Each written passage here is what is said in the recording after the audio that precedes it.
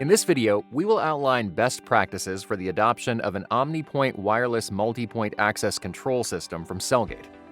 You will learn how to scope the job site prior to placing an order, the steps required for the account pre-installation onboarding process, and how to successfully install an OmniPoint solution.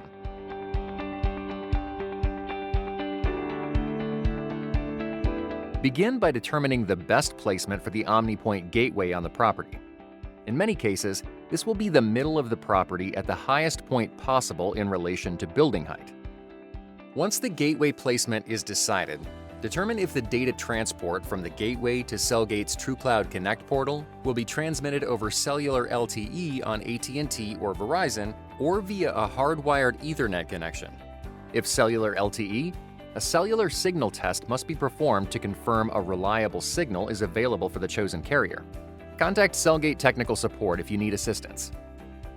If using a hardwired Ethernet connection, confirm the network connection stability by speaking with the network provider or the customer's IT support personnel.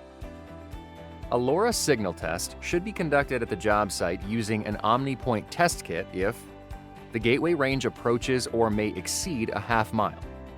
Gateway placement cannot be positioned equal to or higher than the tallest building being covered, or if there is concern about the range of the gateway to the entry point modules, or EPMs, due to building type. OmniPoint test kits are available for purchase from CellGate.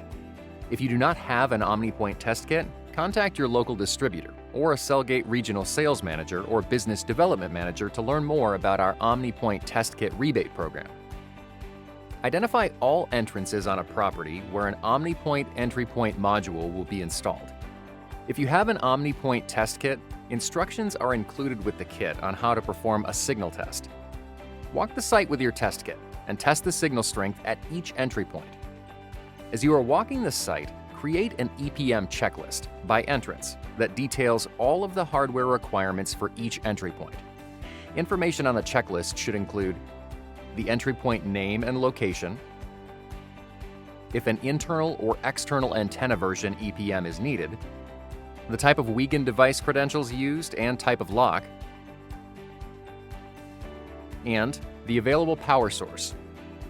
Please note, for pre-wired locations where the EPM will not be installed at or near the entry location, test the EPM where it will actually be installed.